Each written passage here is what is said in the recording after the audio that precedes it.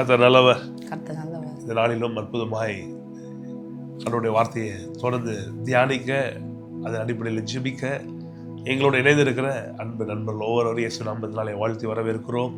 கர்த்தர் பெரிய காரியங்களை செய்வாராக. நாம் ஜெபம் பண்ணி கர்த்தர் நமக்கு கொடுத்திருக்கிற அற்புதமான பிரேயர் டைமை அவர் கரத்தில் கொடுத்து அவர் ஆசீர்வதிக்கும்படிக்கு ஜெபம் பண்ணுவோம். பரமண்டலத்தில் இருக்கிற எங்கள் பிதாவே, உம்முடைய நாமம் பரிசுத்தப்படுவதாக, உம்முடைய ராஜ்யம் வருவதாக, உம்முடைய சித்தம் பரமண்டலத்திலே செய்யப்படுகிறது போல பூமியிலேயும் செய்யப்படுவதாக. எங்களுக்கு வேண்டிய ஆகாரத்தை இன்று எங்களுக்கு தாரும். எங்கள் கடனாளிகளுக்கு நாங்கள் மன்னிக்கிறது போல எங்கள் கடன்களை எங்களுக்கு மன்னியும். எங்களை சோதனைக்குட்பட பண்ணாமல் தீமையின்றி எங்களை ரட்சித்துக் கொள்ளும். ராஜ்யமும் வல்லமையும் மகிமையும் என்றென்றைக்கும் உம்முடையவைகளே. ஆமென். நம்முடைய கர்த்தராகிய இயேசு கிறிஸ்துவின் தேவனும் மகிமையின் பிதாவுமானவர் தம்மை நீங்கள் அறிந்து கொள்வதற்கான ஞானத்தையும் தெளிவையும் அளிக்கிற ஆவியை உங்களுக்கு தந்தரல வேண்டும் என்றும், தாம் நம்மை அழைத்ததினாலே நமக்கு உண்டாயிருக்கிற நம்பிக்கை என்னதென்றும், பரிசுத்தவான்களிடத்தில் தமக்கு உண்டா இருக்கிற சுதந்திரத்தினுடைய மகிமையின் ஐஸ்வர்யம் என்னதென்றும், தாம் கிறிஸ்துவை மரித்தோழ்ந்து எழுப்பி அவரிடத்தில் நடப்பித்த தமது பலத்த சத்துவத்தின் வல்லமைப்படியே விசுவாசிக்கிறவர்களாகிய நம்மிடத்திலே காண்பிக்கும் தம்முடைய வல்லமையின் மகா மேன்மையான மகத்துவம் என்னதென்றும் நீங்கள் அறியும்படிக்கு அவர் உங்களுக்கு பிரகாசமுள்ள மனக்கண்களை கொடுக்க வேண்டும் என்றும் வேண்டிக் கொள்கிறேன். பிதாவை நன்றி சொல்லி ஜெபிக்கிறோம். இந்த நல்ல நாள்ல கர்த்தாவே என்னையும் என் மனைவியும் என் அன்பு நண்பர்களோடு கொண்டு சேர்ந்து ஜெபிக்க கர்த்தாவே நீர் ஏற்படுத்தி தந்திருக்கிற நேரத்துக்காக உங்களுக்கு ஸ்தோத்திரம். நாமம் மட்டுமே மகிமை பண்ணட்டும். பரிசுத்த ஆவியானவரை இயேசுவின் நாமத்தினாலே வாழ்த்தி வரவேற்கிறோம். Welcome holy spirit. Welcome holy spirit. சக்தி ஆவியானவர் நீர் வரும்போது சகல சத்தியத்தை நடத்துவீராக. இயேசுவின் ரத்தத்தைகள் மேல் மன்றாடி ஜெபிக்கிறோம். நாங்கள் விசுவாசிக்கிறோம். நாங்கள் சாகாமல் பிழைத்த கதைகளை விவரிப்போம். நாங்கள் முதிர்வயதில் கணிதத்தை புஷ்டி பசுமையாயிருப்போம். நாங்கள் ஐஸ்வர்யவானாகி வர வர விருத்தி அடைந்து மகா பெரியவர்களாகவும் வார்த்தைகளை எங்களுக்கு உதவி செய்யட்டும். இயேசுவின் நல்ல நாமத்தில் பிதாவே. ஆமென். Wonderful people, love you so much. அற்புதமான வார்த்தைகள், precious words of the living God. We have the holy written word. இந்த பரிசுத்தமான ஜீவ எழுதப்பட்ட எழுத்துக்கள் வாழ வைக்கிறது, நிச்சயமாய் வாழ வைக்கிறது. நான் விசுவாசிக்கிற இந்த வார்த்தைகள் நம்ம வெறுமையை விடாது, இந்த வார்த்தைகள் நம்ம சும்மா விடாது, இந்த வார்த்தைகள் நம்மை வாழ வைத்தே தீரும். ஆமென். ஆகவே அதனால சொல்றேன் பாருங்க, இது நம்ம மேல விழுந்த கடமை பலருக்கு இந்த வார்த்தையை சொல்றது இன்றைக்கு ரொம்ப சுலபமா இருக்கிறது. நீங்க ஷேர் பண்ணலாம். Just a share can save many people's lives. பல பேரோட வாழ்க்கையை நீங்க காப்பாற்ற முடியும். அதனால் ஷேர் பண்ணுங்க, லைக் பண்ணுங்க. ஏனென்றால் இந்த யூடியூப் அல்காரிதம்லாம் எப்படி வேலை செய்தாலும் நிறைய லைக் பண்ணும்போது அதுவே பல பேருக்கு இதை கொண்டு போகுது. So you like it. நம்ம இந்த சப்ஸ்கிரைபு இந்த லைக் இதை கணக்கெலாம் பார்க்குறது கிடையாது. எத்தனை பேர் பார்க்குறாங்க? இல்லை, இது பலருக்கு போவதற்கு இதெல்லாம் பயன்படுகிறது என்று கேள்விப்பட்டோம். அதனால் இதை உங்களுக்கு சொல்கிறேன். லைக் பண்ணுங்கள், ஷேர் பண்ணுங்கள், சப்ஸ்கிரைப் பண்ணுங்கள். பலருக்கு இது இன்னும் அதிகமாக யூடியூபே இதை கொண்டு போட்டோம், இன்ஸ்டாகிராமே இதை கொண்டு போகட்டும். அற்புதமாக இது போட்டோம். சுவிசேஷ வேலையை யூடியூபே செய்யட்டோமே, கூகுள்கிட்டே கொடுப்போம். அதுக்கு நம்ம செய்ய வேண்டியது இந்த லைக் பண்ணுறது, ஷேர் பண்ணுறது, இதெல்லாம் பண்ணுவோம். சப்ஸ்கிரைப் பண்ணுறது இதெல்லாம் பண்ணும்போது நான் சொல்லுகிறேன், இந்த வீடியோஸ் உங்களை அடையிறது மட்டும் பலரையும் போய் அடையும்.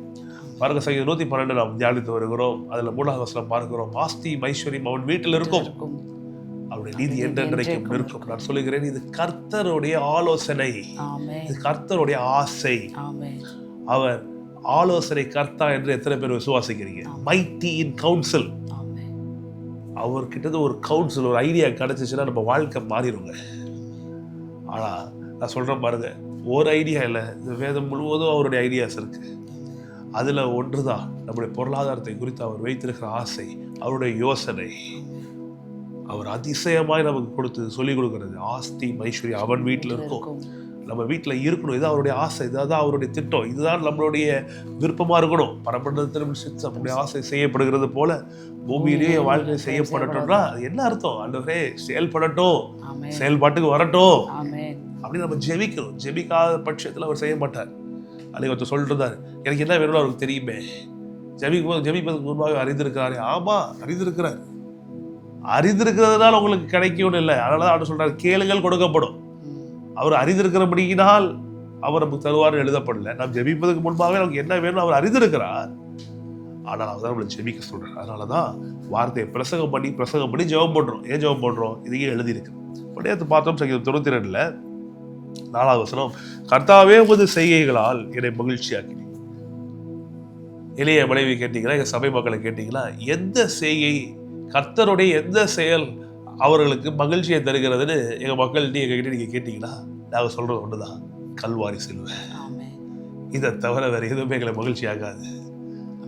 இவ்வளோ பெரிய செயல், புறஜாதிகளாகிய நம்முடைய மீட்பு, நமக்காய் கல்வாரியில் அவர் சிந்தின ரத்தம், இதுதான் நம்மை மகிழ்ச்சியாக்குறது. உமது கரத்தின் கிரியை நிமித்தம் நான் ஆனந்த சத்தம் விடுவேன். கர்த்தர் நமக்கு செய்திருக்கிறதை நினைத்து நினைத்து ஆனந்த சத்தம் விடணும். கர்த்தாவே உமது கிரியைகள் எவ்வளவு மகத்துவமானவைகள். அப்போ கர்த்தாவே சிலுவையிலே உடைய கிரியைகள் எவ்வளவு மகத்துவமானது. உமது யோசனைகள் மகா ஆழமானவைகள். மிருக குணமுள்ள மனுஷன் அதை அறியான், மூடன் அதை உணரான். எப்படி இருக்கு? இதை உணராதவர்களும் இதை ஏற்றுக்கொள்ளாதவர்களும் சுவிசேஷத்தை ஏற்றுக்கொள்ளாதவர்களும் சுவிசேஷத்தை ஏற்றுக்கொண்டு ரட்சகர் ஏற்றுக்கிட்டு, ஆனால் தேவனுடைய ஆழமான டீப் கவுன்சிலை, டீப்பான தாட்ஸை, அவர் பெரிய திங்கருங்க. சில பேர்லாம் சொல்லுவாங்க அவர் பெரிய திங்கர், அவர் பெரிய யோசிக்கிறவர். அது சொல்ற கடவுளோட பெரிய யோசிச்சிட முடியுமா? கடவுள் யோசிக்கிறது தாட்ஸ், அது புரியாத ஸ்டூபிட் மேன் போட்டிருக்கு. A fool cannot understand. கடவுளுடைய வார்த்தைகளை புரிஞ்சுக்க மாட்டான். அடுத்தது வருது பாருங்க, துன்மார்க்கன் பிள்ளை போல தலைத்து அக்கிரமக்காரர் யாரும் செழிக்கும் போது அது அவர்கள் என்றென்றைக்கும் அழிந்து போவதற்கே ஏதோ ஆகும். யாரு? துன்மார்க்கர் தலைத்து அக்கிரமக்காரர் யாரும் செழிக்கும் போது. நீதிமான் இல்ல, நீதிமான். அப்ப நீதிமான் போட்டா எப்படி படிக்கணும்? நீதிமான் பிள்ளை போல தலைத்து நீதிமான் யாவர் செழிக்கும் போது அவர்கள் என்றென்றைக்கும் வாழ்ந்திருப்பதற்கு ஏதுவாகும். அவங்களுக்கு துன்மார்க்கம் தான் செழிக்க கூடாது வேதத்தின்படி. நீதிமான் செழிக்கிறது அவன் வாழ்வதற்கு, அவன் மட்டும் இல்லை, அவனை சார்ந்தவர்கள் வாழ்வதற்கு ஏதுவாகும். பாருங்க, என்ன அழகா போட்டிருக்கு பாருங்க. கர்த்தாவே நீர் என்றென்றைக்கும் உன்னதமானவராக இருக்கிறேன். 8வது வசனம், 92ஆம் சங்கீதம் 8வது வசனம். என்றென்றைக்கும் உன்னதமானவராக இருக்கிறேன். இதெல்லாம் ரொம்ப முக்கியங்க. என்றென்றைக்கும் அவர் உன்னதமானவராக இருக்கிறார். பாருங்க, கர்த்தாவே சத்துருக்கள் அழிவார்கள், சத்துருக்கள் அழிந்து போவார்கள், சகல அக்கிரமக்காரரும் சிதறண்டு போவார்கள். எல் கொம்பை சேர்த்து சொல்லுங்க, எல் கொம்பை காண்டாமிருகத்தின் கொம்பை போல உயர்த்துவீர், புதிய எண்ணெயால் அபிஷேகம் பண்ணப்படுகிறேன். ரொம்ப முக்கியங்க. கர்த்தர் பாருங்க என்ன பண்றாரு பாருங்க. விரோதிகள் எல்லாம் விரோதமாய் வருகிறவெல்லாம் ஒன்றும் ஆக்கி நம்முடைய கொம்பை உயர்த்துகிறார். எங்க இருக்கு கொம்பு கேட்பாங்களே, இல்ல உனக்குலாம் கொம்பு இருக்கா? கொம்பு முளைச்சிச்சா? கர்த்தர் சொல்றாரு கொம்பை உயர்த்துறன்ற. வேத்துல கொம்பு அப்படின்னு வரும்போதெல்லாம் அது ஒருத்தருடைய மகிமை, ஒருத்தருடைய செழிப்பை குறிக்கிறது, அவருடைய ஹார்டரை குறிக்கிறது, அவருடைய மகிமை, அவருடைய முன்னேற்றத்தை காண்பிக்கிறது. இப்போ கர்த்தர் நம்முடைய கொம்பை உயர்த்துகிறார்கள். என்ன அர்த்தம்னா, காண்டாமிருகத்தின் கொம்பை போல நான் ரொம்ப ஸ்ட்ராங்கா நம்ம லைஃப் ஆக்குறாரு. காண்டாமிருகத்துக்கு அந்த கொம்பு வந்து ரொம்ப ஸ்ட்ராங்கா இருக்கும். அது தன்னை தற்காத்து கொள்வதற்கும் எதிரிகளிலிருந்து காப்பாற்றுவதற்கும் சிங்கத்தில் அடி தூக்கி எரிஞ்சிடும். நான் சொல்றேன் பாருங்க, கர்த்தர் அவங்க புது எண்ணெய் அபிஷேகத்தை தராரு, நல்ல நல்ல கிருபையில தராரு. அபிஷேகம் வரும்போது ஆற்றல் பெருகுது. பொருளாதாரத்துல கர்த்தர் நம்மை உயர்த்துகிறாரு. அபிஷேக நுகங்களை முறிக்கப்படும், கடல் இருக்கிற நுகம் முறிஞ்சு உடையும். ஆனால் கர்த்தர் கொம்பை, காண்டாமிருகத்தின் கொம்பை போல என்ன பண்ணுவாரு? உயர்த்துவார். என்ன நடக்குது பாருங்க, 12வது வசனம், நீதிமான் பழைய போல செழித்து. பாத்தீங்களா, துன்மார்க்கர் செழிக்கிறதோ நீதிமான் செழிக்கிறதோ வேற. துன்மார்க்கர் செழிக்கிறத கர்த்தர் விரும்பல. என்னதான் அவனுக்கு கர்த்தர் தான் தந்தாலும் நல்ல நல்ல சீசன்ஸை கொடுத்து, பொங்கல் அப்போ பார்த்தோம்ல, நல்ல நல்ல காலங்களை கொடுத்து, மழையை கொடுத்து, வெயிலை கொடுத்து, வெளிச்சத்தை கொடுத்து, எல்லாத்தையும் கொடுத்து துன்மார்க்கடி கடவுள் வாழ வச்சாலும் நீதிமான் வாழுகிறதான் கர்த்தர் பிரியமாய் பார்க்கிறார். அதனால வேதத்தில் பார்க்கிறோம், துன்மார்க்கர் செழிக்கிறது அவர்களுடைய அழிவுக்கு எதுவாக இருக்கும். ஆனால் நீதிமான் படையை போல செழித்து லீபனில் உள்ள கேதுருவை போல வளருவான். பண்ணலாம். திரும்பியும் நம்ம தொடர்ந்து நாளைக்கு பார்க்க போகிறோம். வசனத்தை படித்து முடிக்கிறேன். கர்த்தருடைய ஆலயத்தில் நாட்டப்பட்டவர்கள் எங்கள் தேவனுடைய பிரகாரங்களில் செழித்திருப்பார்கள். திரும்பி பாருங்க, செழித்திருப்பார்கள். செழிப்புல எங்க இருந்தா வருது? இதெல்லாம் யாருடைய ஐடியா?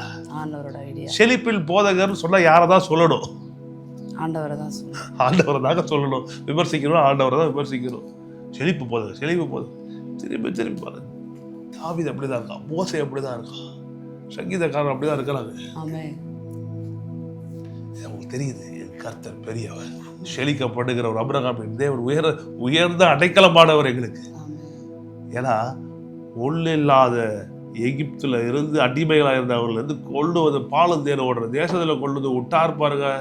அந்த செயல் எவ்வளவு பெரிய செயல் தெரியுமா? விட்டு அள்ளிய தேசத்தாருடைய ஜாதிகளுடைய சுதந்திரத்தெல்லாம், ஆஸ்திகள், ஐஸ்வர்யத்தை சோதரிக்க வைத்தார். இதெல்லாம் நினைச்சு சந்தோஷப்படுவாங்க யூதர்கள். இன்றைக்கு எல்லாம் நடக்குது பாருங்க. மிடில் ஈஸ்ட்ல எப்படி இஸ்ரவேல் வேட்டையாடுறான், யூதர்கள் விட மாட்டான். ஏன்னா ஆபிரகாமின் தேவன் தங்களுக்கு கொடுத்திருக்கிற பூமி. நான் கேட்கிறேன், விசுவாசிகளுக்கு இந்த அறிவு எங்க போகுது? கர்த்தர் எனக்கு கொடுத்திருக்கிற மகாபெரிய கிருபைகளை சோதரிக்கணும். அதனாலதான் அப்போஸ்தலனாகிய பவுல் எபேசியருக்கு எழுதின நிருபம் 1ஆம் அதிகாரம் 17, 18, 19 நம்ம ஜெபமா பண்றோம். கர்த்தாவே பிரகாசமுள்ள மனக்கண்களை தாங்க, எங்களுக்கு நீர் வைத்திருக்கிறத அறிந்து கொள்வதற்கு சோதரிப்பதற்கு கிருபையை கொடுக்குறது ஜெபத்தை தினைக்கும் பண்ணணும். தொடர்ந்து நாளைக்கு பார்ப்போம். இன்னைக்கு ஜெபம் பண்ணுவோம். ஜெபம் பண்ணுப்பா. பிதாவே, நன்றி செலுத்துகிறோம். இயேசுவின் நாமத்தினால் ஜெபிக்கிறேன் ஆண்டவரே. இந்த நாளில் என் கர்த்தாவை கேட்ட வார்த்தைகளுக்காக உம்மிடத்தில் நன்றி செலுத்துகிறோம் பிதாவே. இயேசுவின் நாமத்தினால் நன்றி செலுத்துகிறோம்.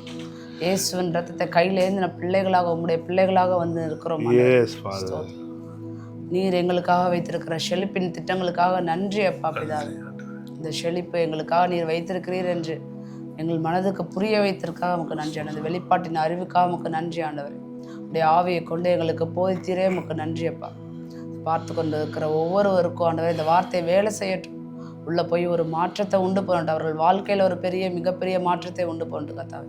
நீர் எங்களுக்கு வைத்திருக்கிற திட்டங்களை கர்த்தாவே எங்களுடைய வாழ்க்கையில் அப்ளை பண்ண எங்களுக்கு உதவி செய்யுங்க. உடைய ஆவியை கொண்டு எங்களுக்கு நடத்துங்க ஆண்டவர். கடனின் பிடியில் இருக்கிறவர்கள் கடன் பிடியிலிருந்து வெளியில வருவார்களாக. நீர் எங்களுக்கு வைத்திருக்கிற திட்டம் செழிப்பான திட்டம் மட்டுமே. நாங்கள் கடன் வாங்குவது உம்முடைய சித்தம் அல்ல, கடன்ல இருப்பது உம்முடைய சித்தம் அல்ல. இதை புரிந்து கொண்டு இதை வெளியில வர தேவையான பலனை தருவீராக கர்த்தாவே. வார்த்தைகளை கொண்டு காப்பாற்ற இந்த வார்த்தையை ஆண்டவரே நாங்கள் பேசி எங்களுடைய சூழ்நிலைகளை ஜெயிக்க உதவி செய்வீராக. சோர்ந்து போய் இருக்கிற ஒவ்வொருவருக்காக இடத்துல வந்திருக்கிறேன் கர்த்தாவே. அவர்கள் சூழ்நிலையை மாற்றுவீராக ஆண்டவரே. சோர்ந்து போகிறவர்களுக்கு ஆண்டவரே பலனை கொடுக்கிற தேவன் நீங்க. சத்துவம் இல்லாதவனுக்கு சத்துவத்தை பெருக பண்ணுகிற தேவன் நீங்க. பார்த்து கொண்டிருக்கிற அவர்கள் ஆண்டவரே நல்ல பலன் அடைவார்களாக, உற்சாகம் அடைவார்களாக கர்த்தாவே. சரீரத்துல நல்ல சுகத்தை பெற்றுக்கொள்வார்களாக, குடும்பத்துல நல்ல சமாதான சந்தோஷத்தை பெற்றுக்கொள்வார்களாக. தொடர்ந்து கர்த்தாவே நாங்கள் உம்முடைய நாம மகிமைக்கென்று நல்ல வாழும்படியாக கிருபை செய்வீராக கர்த்தாவே. உம்மை நம்புகிற நாங்கள் வெட்கப்பட்டு போவதில்லை, பிரகாசம் அடையும். அந்நிய ஜனங்களுக்கு முன்பாக ரட்சிக்கப்பட்ட ஜனங்களுடைய முகங்கள் பிரகாசம் அடையும்படியாக கிருபை செய்வீராகப்பா. உம்முடைய ஜனங்கள் ஒரு நாளும் ஒருபோதும் யாரும் முன்னாடி வெட்கப்பட்டு போகாதபடிக்கு வாழ வைப்பீராக, செழிக்க வைப்பீராக, சுகமாக்குவீராக, சந்தோஷமாக்குவீராக, சமாதானத்தை கொடுப்பீராக. இயேசுவின் நாமத்தினால ஜெபிக்கிறேன் ஜீவனுள்ள நல்ல பிதாவே. ஆமென். God bless you people. Love you so much. நாளை சந்திப்போம்.